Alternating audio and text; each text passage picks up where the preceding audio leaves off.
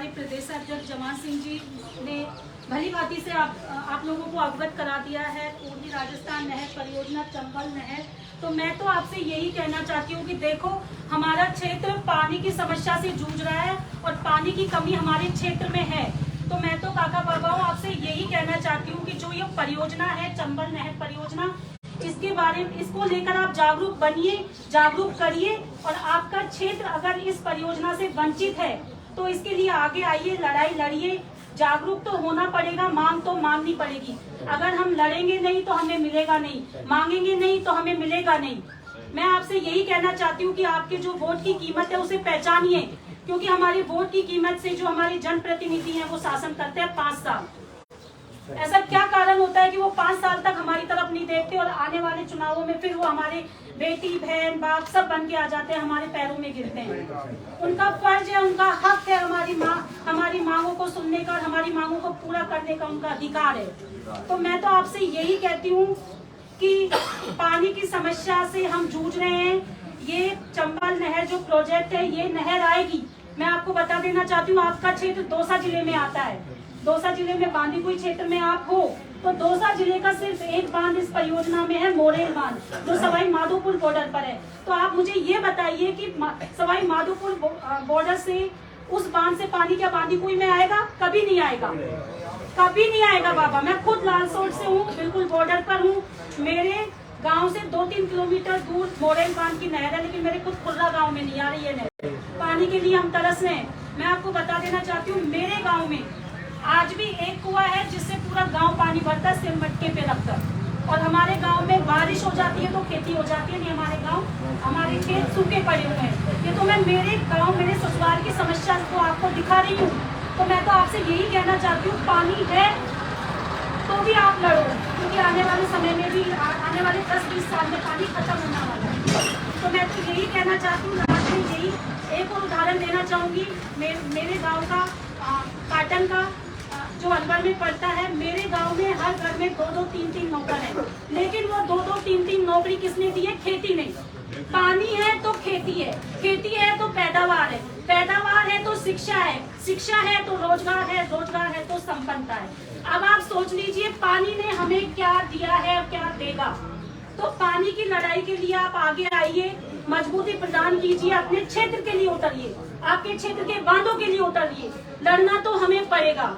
Last में मैं धन्यवाद देना चाहूंगी आपके क्षेत्र के युवा बेटे को, जो इस मुहिम में 2 साल से हमारे साथ जनसंपर्क यात्रा गांव-गांव ढाणी-ढाणी में हम लोगों को जागरूक कर रहे हैं। मैं धन्यवाद देती हूँ ऐसे युवा को। उम्मीद करती हूँ कि इनको देखे और भी युवा साथी काका बाबा आगे आएंगे और इस मुहिम में, इस लड़ाई में, इस पानी की जंग में, इस पानी की लड़ाई में आप लोग हमारा साथ देंगे, इनको मजबूती देंगे।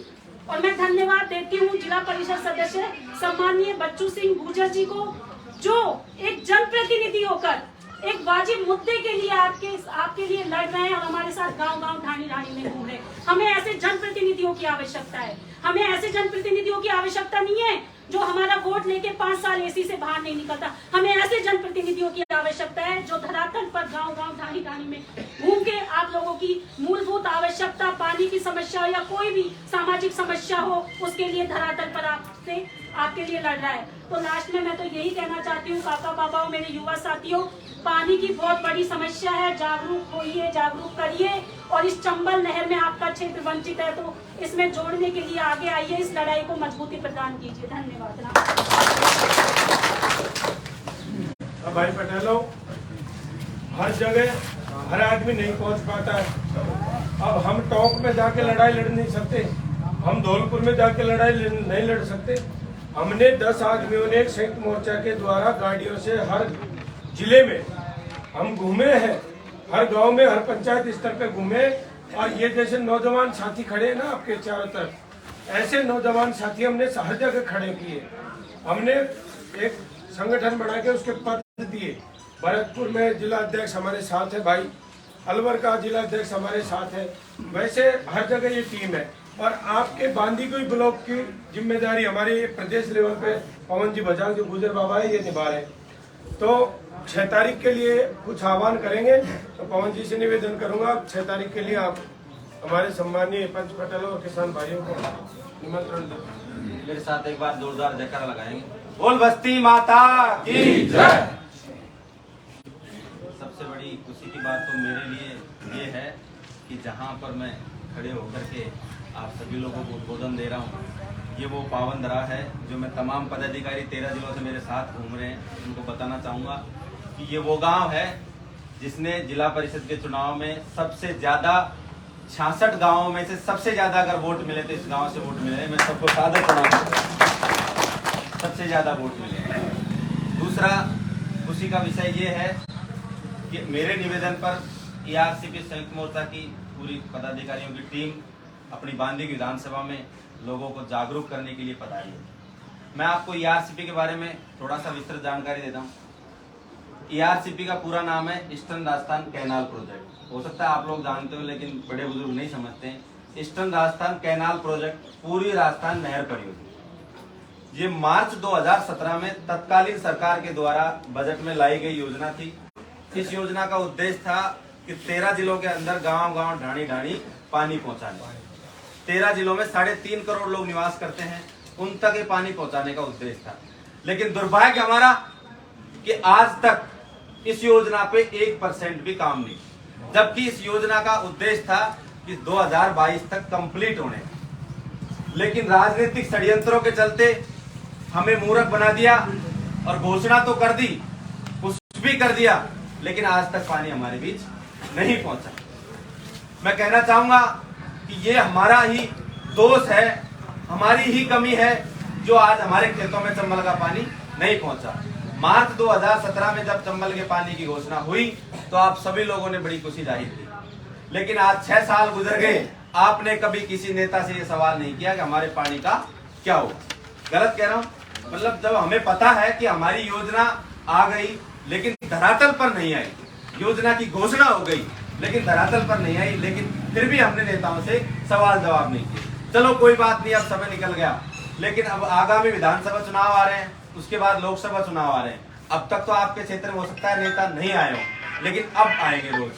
तो आप सभी लोगों से मेरा हाथ जोड़कर निवेदन है कि जब भी कोई आपके क्षेत्र में आए, चाहे MLA हो, सांसद हो, कोई भी हो, आपको एक ही बात कहनी है कि रोड मत बनाए और कुछ मत करे, हमें तो पानी दे दो। क्योंकि अगर पानी हो गया तो हमारा क्षेत्र संपन्न होगा, संपन्न होगा तो बेरोजगारी खत्म हो जाएगी, बेरोजगारी खत्म हो जाएगी तो लोगों को बाहर मजदूरी करने नहीं जाना पड़ेगा। इसमें प्रोजेक्ट में थोड़ी सी समस्या है। जो ये प्रोजेक्ट बना है इसकी एक DPR बनती है। किसी भी काम को करने से पहले उसकी एक प्रपोजल रिपोर्ट तैयार होती है। जैसे अपन मकान बनाते हैं तो पहले नक्शा तैयार होता है, वैसे इसकी एक रिपोर्ट तैयार हुई थी।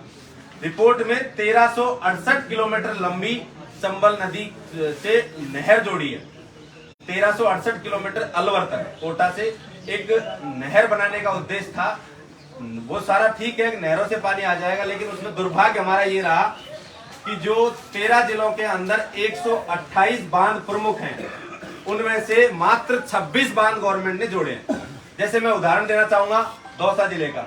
दौसा जिले में प्रमुख बांध 13 है।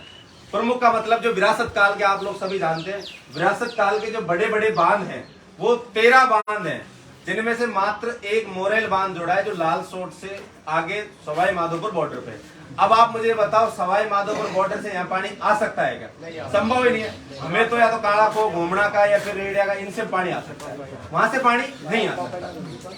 तो हमारी मेन लड़ाई तो ये है कि जो राजस्थान सरकार है, हमारे जो छूटे हुए बांध है उनको DPR में जोड़े, जो हमें हमारे खेतों तक पानी पहुंच सके। और दूसरा मेरा ये है कि केंद्र सरकार इसको जल्द से जल्द राष्ट्रीय परियोजना घोषित करे, जिससे ये कार्य जल्द पूर्ण हो सके और हमारे बीच चंबल का पानी पहुंच सके। आप सभी लोगों से मेरा हाथ जोड़कर निवेदन है, इस पानी की लड़ाई में हम लगातार 2 साल से संघर्ष कर रहे हैं। हमें ये लगा कि 5 साल से कोई ध्यान नहीं दे रहा है, तो हम लोगों ने, सब लोगों ने मिलकर के आपके आशीर्वाद से एक संगठन बनाया जिसका नाम है ERCP संयुक्त मोर्चा संगठन। उसको आज 1 साल हो गए।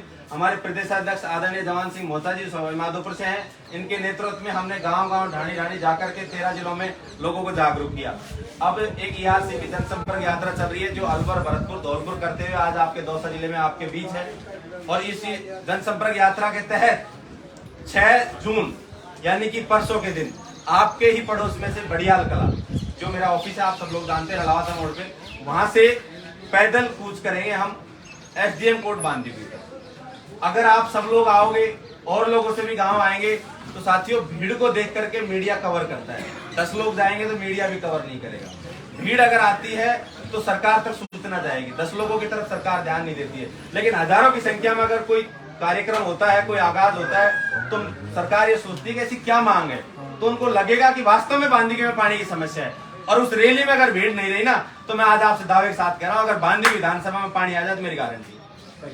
हमारा दुर्भाग्य है आपके सामने, दिल्ली से और मुंबई तक, दिल्ली मुंबई एक्सप्रेसवे में हर विधानसभा में कट है, बांदीकुई में कट क्यों नहीं है?